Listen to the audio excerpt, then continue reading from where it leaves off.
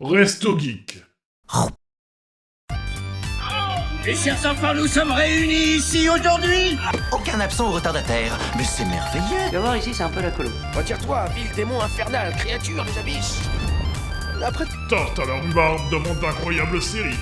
Tardis, pour faire court. Et pour commencer, Stalas va s'attaquer à une adaptation par Netflix d'un célèbre jeu vidéo, connu pour son style nerveux, son univers démoniaque et son chasseur iconique, Devil May Cry. Attends, j'ai pas ça dans mes notes. Ah, purée. Moi, j'avais Kirby. Kirby Oh, cela dit, ça aurait pu être très similaire, mais non. Effectivement, Capcom et Netflix se sont alliés pour pouvoir faire une nouvelle adaptation d'un jeu de Capcom qui s'appelle Devil May Cry. Et ça, je pense que ça fait suite aussi à l'adaptation de Castlevania qui a eu lieu il y a 2 ans, je crois, maintenant. Qui a commencé il y a 2 ans, en tout cas. Ouais, un truc comme ça, ouais. Qui apparemment se déroule plutôt bien. Ouais. Alors, j'ai pas réussi à rentrer dedans, mais chacun son truc. Donc, cette petite série, elle est sortie le 4 avril 2025. Donc, effectivement, on en parle un peu tard, mais au-delà du précédent Tardis, je n'avais pas encore regardé toute la série. Donc, difficile d'en parler.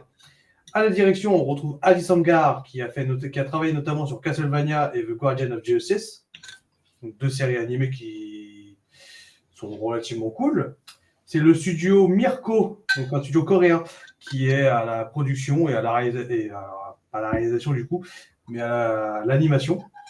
Ils sont connus pour Dota Dragon Blood, dont normalement j'ai déjà parlé dans cette émission. En tout cas, je l'ai très très vu. Le Fils The Witcher, là il y a un problème. Les films, voilà, j'ai oublié de lettre. Les films The Witcher. Donc, vous avez les. dans les notes. Ouais, mais je me disais, les fils de The Witcher, ça veut rien dire.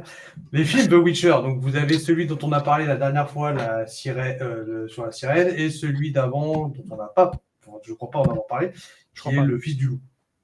Non, on en a parlé. Ils ne sont pas connus que pour ça, puisqu'ils travaillent aussi sur des jeux vidéo comme Wayfinder, qu'on va peut-être vous présenter un jour. League of Legends, ils ont travaillé un petit peu sur l'animation. Dota 2, qui est le Dragon Dogma. Enfin, qui fait suite à la fin, qui est avant Dragon Dogma, du coup. Et de quoi ça parle ? Eh bien, ça parle... Allez, petit synopsis. De sombres forces sont à l'œuvre pour ouvrir le portail qui sépare le royaume des humains de celui des démons. Entre les deux se tient Dante, un chasseur de démons orphelin et mercenaire qui ignore que les œuvres des démons. Sa capacité à encaisser.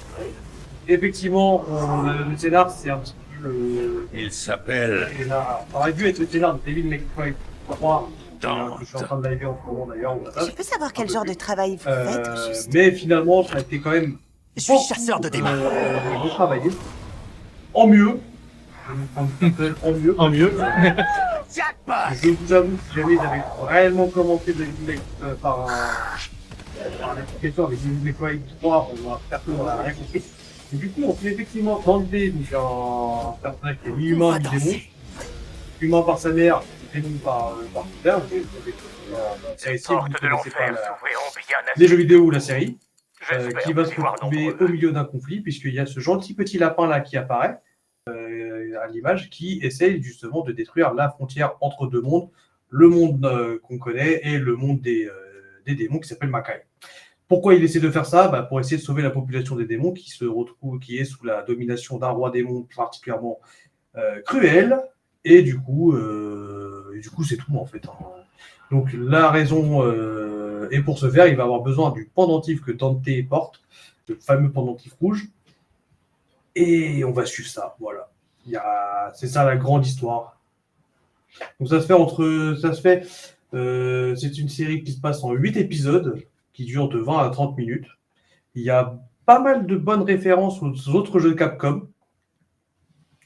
Ça, je vous laisserai regarder. Si vous connaissez les jeux Capcom, il y en a pas mal qui passent, surtout dans l'épisode 2 ou 3. Phoenix Wright, c'est pas un jeu Capcom ? Il y en a sûrement dedans aussi. Moi, j'ai pas tout noté. Parce que du coup, il n'y a pas eu Stan... Ah, c'était peut-être pas Netflix. Phoenix Wright. Alors, il n'y a peut-être pas eu tout simplement de référence à... Non, mais tu parlais de beaucoup d'animés qui ont été adaptés de Capcom. Il y a eu Phoenix Wright qui a eu son animé aussi. C'est vrai. Et qu'il y a eu son live action aussi. Hein. Ouais, bon, ça. Ça, les live Il est action, plutôt bien. on n'en parlera pas, sinon j'aurais parlé de bête cette semaine. Enfin, bit. Enfin, BUT, merde. Pareil en anglais. Je sais pas comment ça se prononce. Bitten. Non, ça c'est mort. Voilà, donc une série assez cool, assez sympa à suivre. Elle introduit très bien certains personnages. On a Dante, bien entendu, le héros.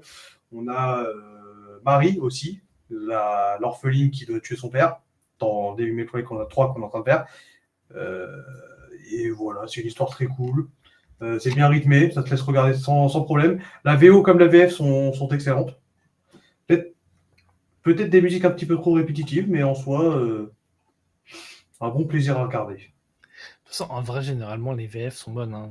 Quand les VF sont pas bonnes, c'est que généralement, c'est que derrière, ça a été on veut du temps, on s'en fout, et qu'on n'a pas laissé l'artiste, les gens qui gèrent correctement ça, faire leur boulot correctement. Quoi. C'est surtout que pour le moment, on refuse encore assez bien l'introduction des IA dans le doublage.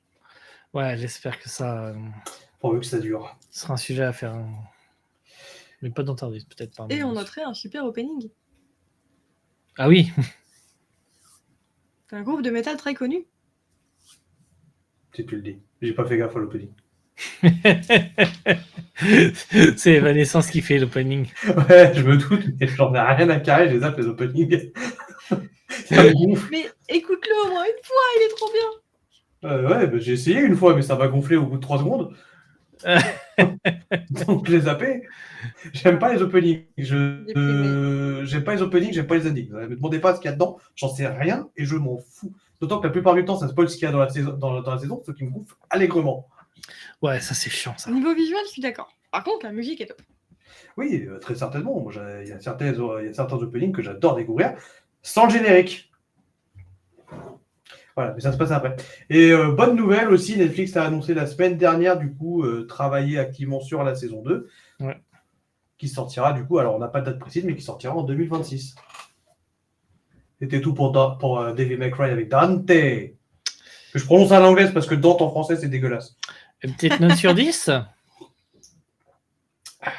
et pas dans tes culs. Une note sur 10 ? Merde, j'ai pas réfléchi. Oh, je dirais un solide 8. Ah, c'est bien quand même. C'est pas mal.